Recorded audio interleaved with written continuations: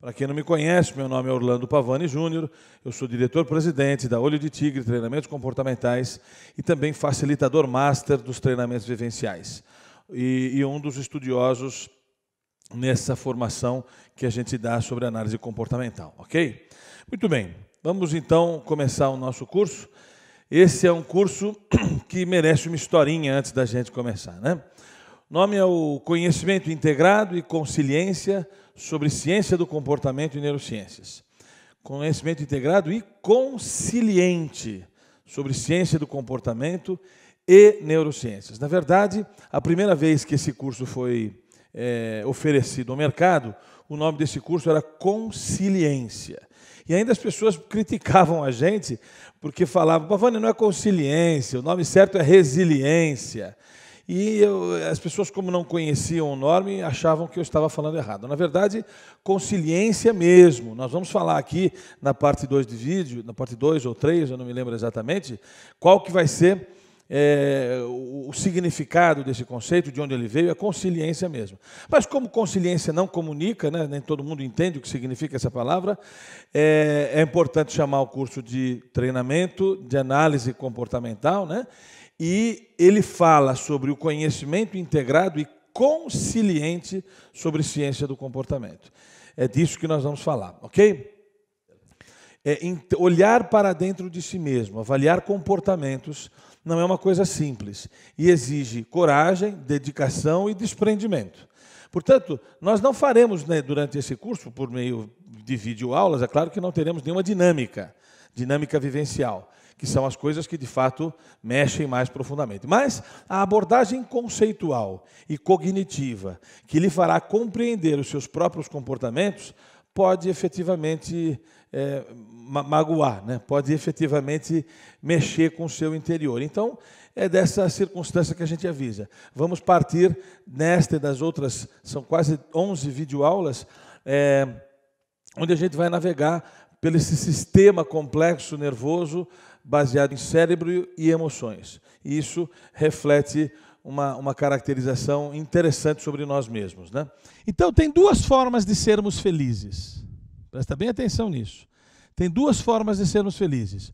Ou a gente foge e acostuma a fazer isso e passa a não ter as circunstâncias que lhe permitiriam aprender, você limita o seu circuito sináptico, ou você luta como forma de superar aquela dificuldade. Toda vez que você luta, você promove uma reconexão, uma reorganização. Toda vez que você foge, você não promove essa reconexão, mas o objetivo é nobre, para sobreviver. Ambos lhe fazem sobreviver. Qual que é o fundamento que nós queremos que você se acostume a ter? Os treinamentos comportamentais que nós damos. É você parar de fugir. De tudo. Aquela pessoa que você não gosta. Então eu não quero me relacionar com ela. Isso é fuga. O que é fuga? Tudo. A maioria das pessoas hoje vivem num ambiente de fuga. Quando eu não consigo me relacionar com alguém e me drogo para poder me relacionar com alguém, o que é isso? É fuga. Por quê? Porque eu não consigo, preciso de alguma coisa que me estimule a isso. Então eu peço ajuda. O que seria a luta? Eu quero fazer isso sem estar drogado ou alcoolizado ou coisa do tipo. Isso é lutar contra o processo. E há o maior valor de todos, que é as nossas crenças, não é isso? As nossas crenças. Então, deixa eu utilizar o quadro aqui para você compreender o que eu estou falando. O que é crer? O que significa a palavra crer?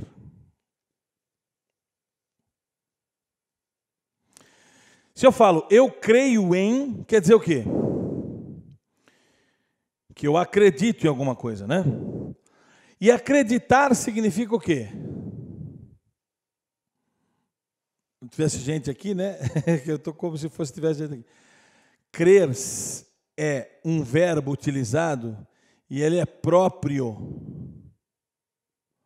dos que não têm certeza.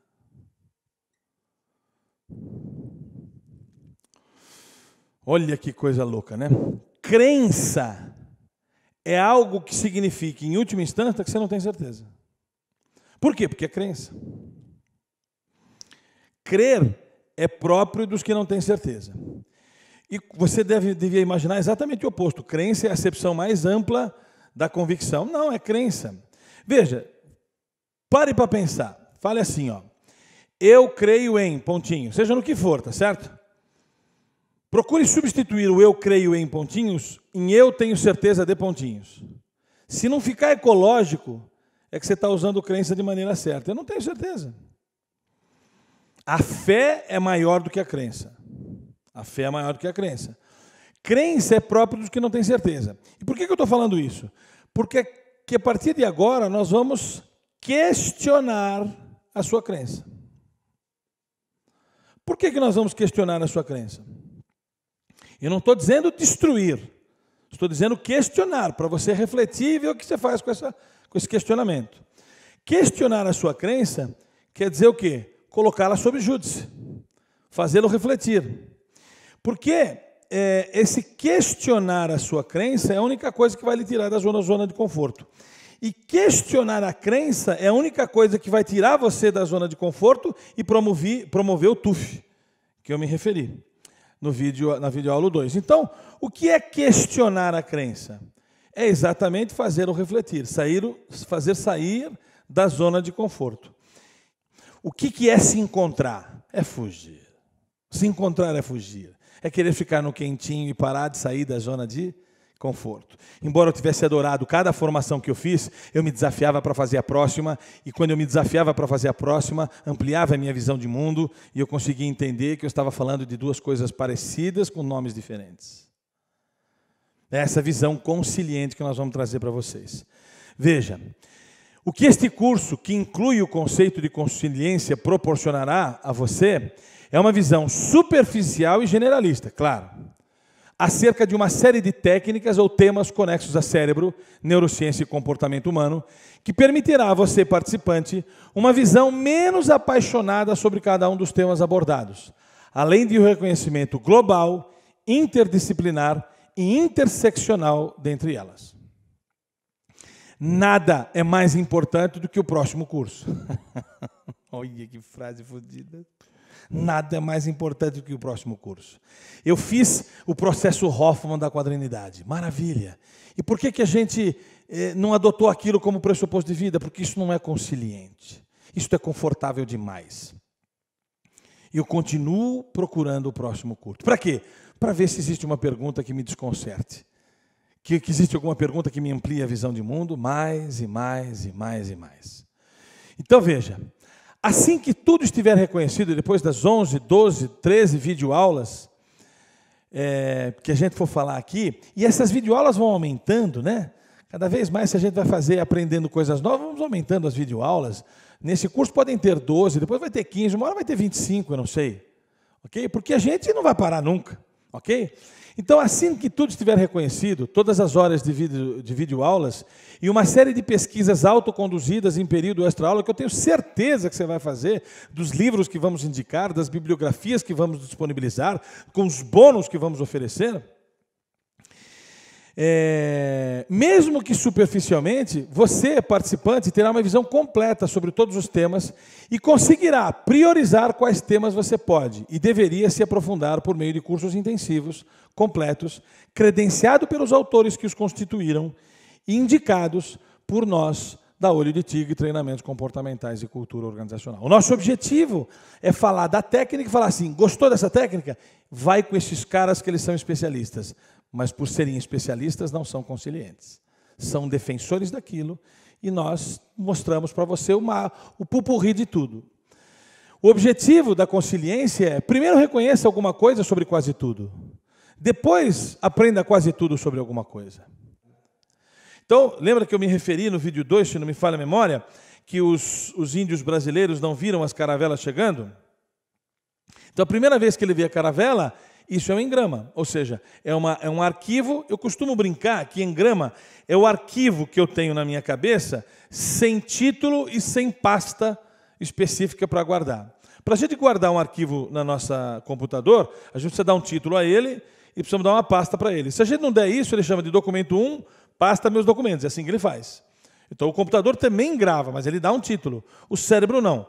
Ele, quando grava, ele grava tudo. Aquilo que tem significado vai para a mente analítica, diz o Sr. Hubbard. E aquilo que não tem significado é gravado e fica nessa tal da mente reativa. Então, por exemplo, vamos imaginar que você tem uma habilidade uma habilidade que não seja clusterizável, que não seja empacotável num nome. Quando eu falo inteligência lógico-matemática, fica claro a clusterização. Você tem uma habilidade com números, com resolver problemas de cunho matemático. Isso é clusterizável. Quando eu falo que você tem uma inteligência linguística, é fácil compreender que você tem uma habilidade de falar outras línguas mais do que daquele que tem a habilidade de fazer cálculos matemáticos.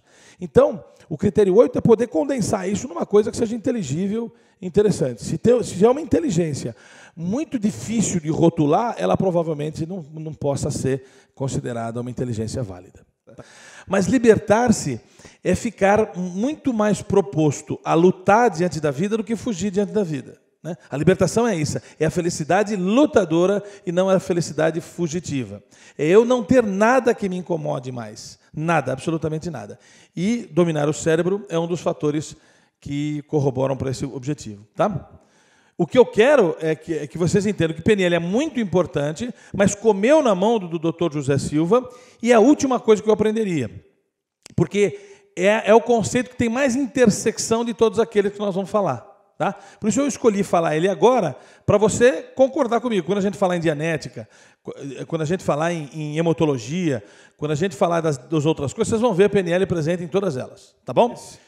Porque o objetivo aqui agora é vocês se credenciarem a atuarem como interpretadores formais do teste.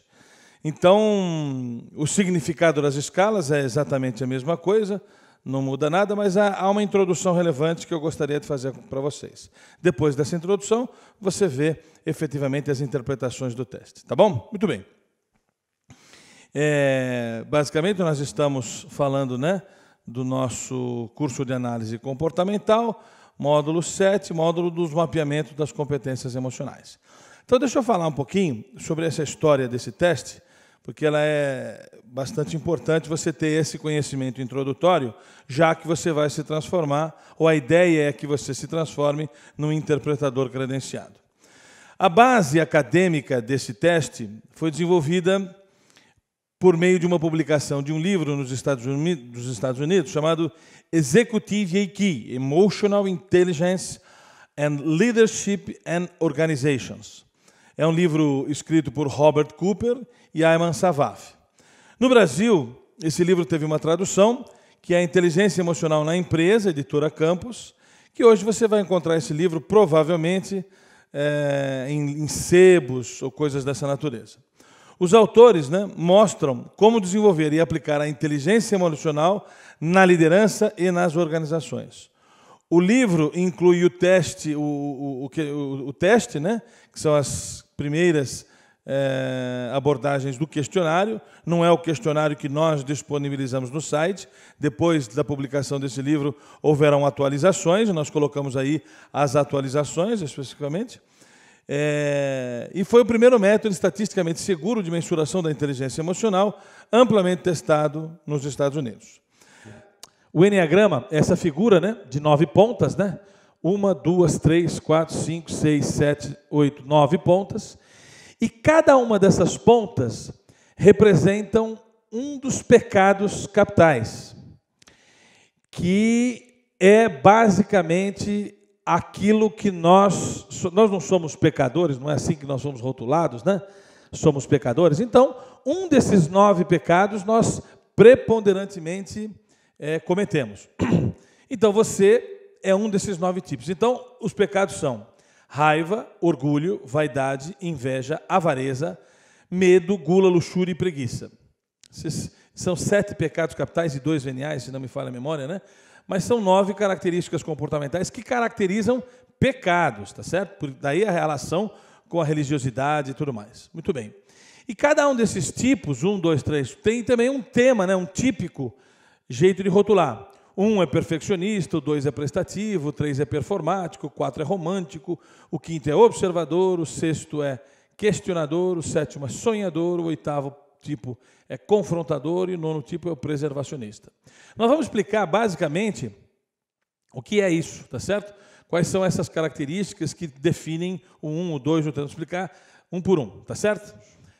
Eles desenvolveram essa formatação de capacitação, que depois o Naranjo chama isso de Instituto SAT, que é o SAT, e o Bob Hoffman chama isso de processo Hoffman da quadrinidade. Quem mais empreendeu com esse tipo de formação emocional foi o Bob Hoffman. E eu fiz o trabalho com o Bob Hoffman. Esse é o Robert Bob Hoffman, que desenvolveu o processo Hoffman da quadrinidade. Na verdade, o Bob Hoffman vai conduzir o mesmo trabalho, só que sem utilização de estado alterado de consciência. Não se utiliza nenhum tipo de alucinógeno, nada, nenhum chazinho, nada. Porque quando a gente fala de comportamento, a gente está falando de relacionamentos. A gente está falando de como nós nos envolvemos com os outros, a forma como nós tratamos os outros e o convite que a gente faz para os outros nos tratarem também. Então, vamos falar um pouquinho sobre o que a gente entende por coaching. Para começar, coaching não tem nenhuma relação com qualquer processo de psicoterapia. Eu não sou psicóloga, já lhes disse, e trabalho com coaching, porque eu não preciso ser psicólogo para trabalhar com coaching. A proposta do coaching é diferente. Enquanto o psicólogo fez uma análise da tua história de vida, fez uma anamnese no sentido de descobrir problemas lá atrás e o que ele está trazendo para agora, e aí buscar as soluções dentro de todo o contexto dos psicológicos que os profissionais utilizam, o coaching não. Ele vai trabalhar daqui para frente. Ele vai buscar aquilo que você tem como meta daqui para frente. É um profissional que vai contribuir com esta busca. Definições importantes. Coaching é a definição do processo, é a metodologia para este trabalho. Coach é quem ministra o coaching. Eu, no caso, eu sou uma profissional de coaching. E coach é quem recebe o coaching. É a pessoa que está sendo trabalhada, que está sendo atendida, ok? Coaching é um processo de orientação direta de pessoas em questão de desempenho, resultados pessoais e profissionais. Então, todo o nosso raciocínio, tudo que a gente fala aqui, ele é de dentro para fora. A motivação é a automotivação. Não é impossível motivar alguém de fora para dentro, é de dentro para fora. Então, nada mais congruente para mim quando eu escutei essa definição. Eu sempre falei de que é um processo de dentro para fora e não de fora para dentro. E o estudo, a palavra ontologia significa exatamente isso. Estudo do que vem de dentro para fora. E vocês podem ficar bastante impressionados do quão antiga é essa busca de compreender como a música afeta o ser humano. E eu espero aqui, nessa aula de hoje, poder contribuir um pouco para uma compreensão um pouco maior de sua parte a respeito de como a música se relaciona com o ser humano e das múltiplas relações que podem ocorrer desse encontro, né, entre a música e o cérebro.